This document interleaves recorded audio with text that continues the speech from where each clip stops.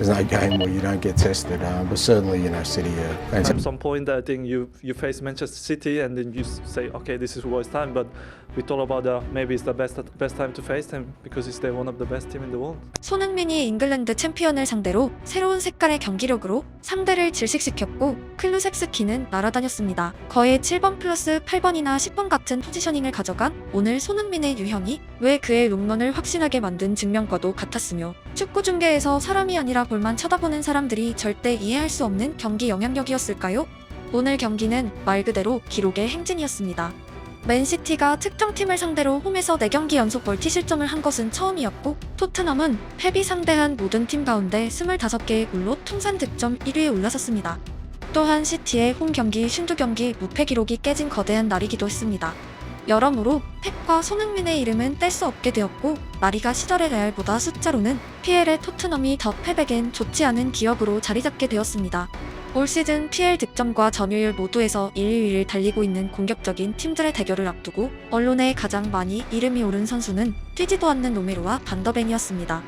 주전 센터라인을 잃은 토트넘이 맨시티에 완패할 것이라는 의미였고 출전이 예상되는 벤 데이비스와 드라구신 입장에선 분명 자존심이 상할 만한 상황이었습니다. 드디어 전반전 휘슬이 불리자마자 맨시티는 예상대로 점유를 가져갔고 토트넘은 최후방에서 혼신의 방어를 펼치기 시작했습니다.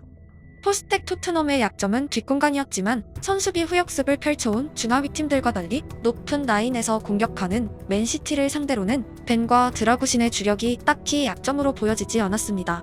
반전은 역습에서 토트넘 1차 빌드업은 생각보다 쉽게 상대의 압박을 벗겨냈고 단 한 번의 공격이 선취골로 이어졌습니다. 시즌 동안 공격만 하다 선취골을 헌납하고 고개를 떨궜던 토트넘이 정반대의 양상으로 출발한 것입니다. 메디슨의 득점 이전에 손흥민의 침투 방향과 워커가 등 뒤를 지키기 위해 달리는 메디슨을 보고도 패스 직전까지 달려가지 않던 장면을 기억하고 계시길 바랍니다. 선취골 이후에도 흐름은 흡사했고 맨시티의 절대 우세 속에 경기가 진행되었지만 손흥민과 메디슨의 2대1 패스가 불을 뿜었습니다. 윈헨 영상을 통해 케인이 중앙에 가만히만 서 있어도 득점에 역할했다 말했었고 오늘은 정확히 손흥민이 그 역할을 가져갔으며 그동안의 득점 장면들이 상대방의 수비 방식에 일으킨 거대한 폭풍이었습니다. 메디슨 또한 침착하게 득점에 성공하며 밀리고 있던 팀이 이룰 수 있는 최고의 결과를 기록했습니다. 사실 손흥민의 어시스트는 바로 직전 상황부터 굴러간 스노우볼입니다. 손흥민 준 슈팅을 눈앞에서 받기에 상대 마크는 순간적으로 더욱 집중되었고 슈팅각이 제어된 순간 동료에겐 공간이 열렸습니다. 피니시가 정확한 선수가 가진 최대의 장점은 득점 자체가 아니라 경기 자체에 일으키는 경우의 수싸움입니다. 축구를 가끔 보시는 분들은 간과하실 수 있지만 맨시티로 원정을 떠나 다득점한다는 것은 현존하는 모든 팀에게 극악의 난이도입니다. 토트넘은 올해도록 맨시티에게만큼은 극강의 모습을 보이고 있었고 지난 시즌 후반기 경기에서 다소 주춤했지만 오늘은 전반전만으로 그동안의 추세를 이어갔습니다. 하지만 다른 점이 있다면 그동안은 손흥민의 양발과 스피드에 고전했고 오늘은 이를 경계하다 다른 포문에서 불이 뿜어나왔습니다. 로드리가 없고 데브라이너가 정상 컨디션이 아닌 맨시티는 최강 전력이 아니지만 그 2명의 공백만큼이나 토트넘에게 센터라인 2명의 부재는 거대한 숙제였기에 전반전 경기력과 결과는 모든 언론의 예상을 뒤엎은 파란이었습니다. 그리고 후반전 KO 펀치의 시작점에도 손흥민이 있었습니다. 상대의 압박을 벗어나 클루셉스키에게 패스를 뿌렸고 볼은 우측면으로 연결됩니다. 전통의 역습 움직임을 보인 손흥민은 중앙으로 합류했고 맨시티는 이번에도 그의 피니쉬를 경계하며 시선을 쏠려 있었습니다. 뒤늦게 달려온 포로에겐 완벽한 공간이 발생했고 세 번째 득점이 터져나왔습니다. 두 번째 득점과 동일한 색깔이었던 이유는 맨시티의 지역 수비는 토트넘 공격의 마무리가 손흥민의 발에 걸리지 않기 위한 의도적인 블록을 형성했고 토트넘 입장에선 다른 선수에게 찬스를 제공하기 유리했으며 피니셔 또한 정확한 슈팅을 골문으로 보냈습니다. 해당 장면에서 침투하는 선수는 결국 아무것도 한 게 없지 않냐고 생각하는 분들이 있다면 그 공간에 손흥민이 없다는 가정을 해보겠습니다. 맨시티 3명의 수비수는 어디로 흩어졌을까요? 당연히 포로와 사르 방향입니다. 축구에서 볼이 움직이는 부분은 큰 그림의 조각일 뿐이고 11명이 싸우는 스포츠에서 진짜 승부는 오프 더 볼에서 이미 이뤄지고 있습니다.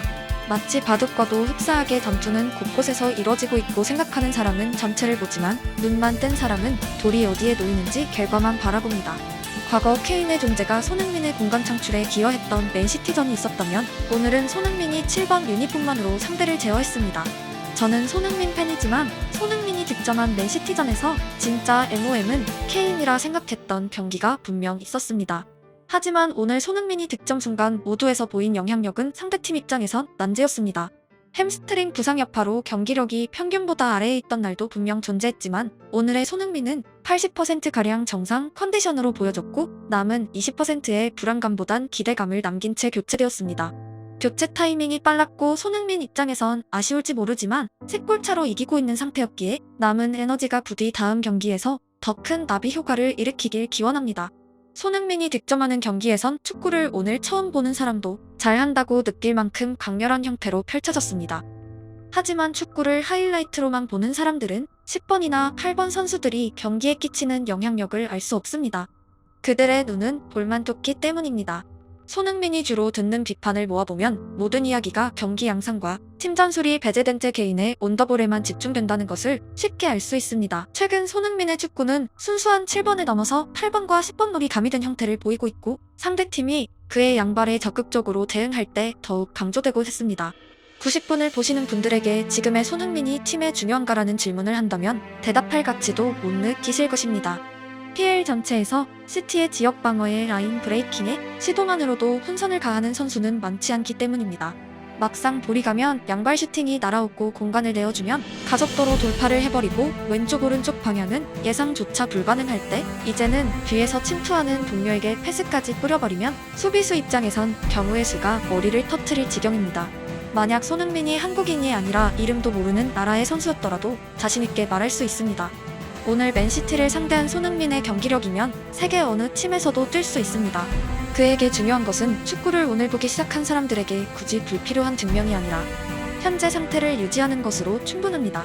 지금 손흥민의 나이를 거론하는 사람들은 그가 처음 분데스리가에 등장했을 때 피지컬이 약해 스피드만으론 무리라고 했던 사람들입니다. 막상 활약하고 분데스리가를 떠날 때는 PL의 경기 템포에는 따라가지 못할 거라 했던 사람들입니다. 텐텐을 성공했을 때는 커리어 하이라 외쳤지만 20골 득점 시즌이 탄생했고 심지어 득점왕에 올랐음에도 온갖 창의적인 발상으로 안 되는 이유를 가져오는 사람들입니다. 즉 나이로 단지 주제만 바뀌었을 뿐 그는 현역 내내 의심과 싸우고 증명하며 살아가고 있습니다.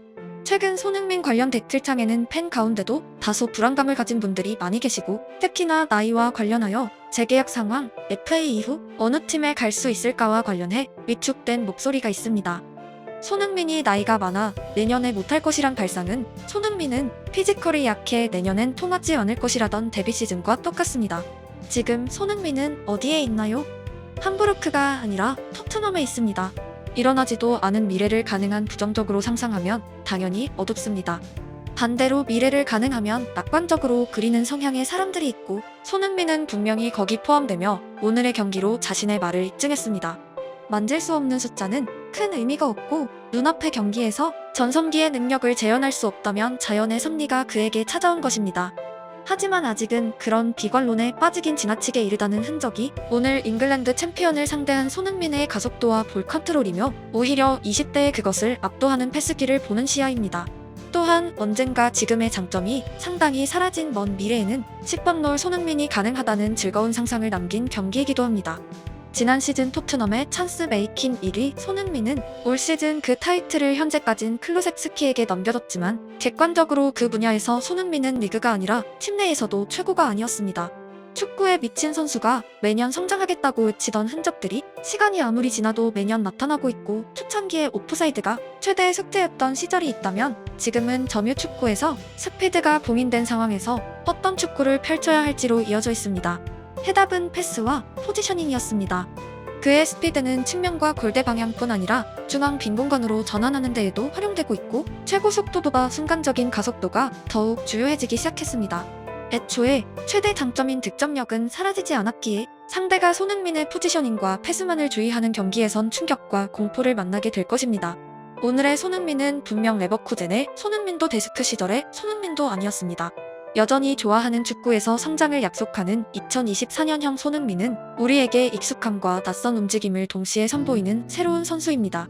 토트넘 입장에서 최대의 숙제는 맨시티처럼 공격하는 팀들이 아니라 후방에서 진을 치고 있는 대부분의 PL팀들입니다. 당장 다음 주면 오늘과 전혀 다른 답답한 경기가 펼쳐질지도 모릅니다. 토트넘을 상대로 맨시티처럼 점유를 가져가는 팀은 없기 때문입니다. 하나를 해결하면 다음이 발생하는 곳이 축구장이고 시즌은 여전히 흘러갑니다. 거듭 말하지만 손흥민의 최근 인연은 제가 알던 선수와 조금은 달라지고 있습니다. 그렇기에 더욱 다음 경기는 어떠할까란 궁금증이 생겼고 결과와 상관없이 숙제를 해결하려 노력하는 축구 인생에 한결같은 응원을 보냅니다.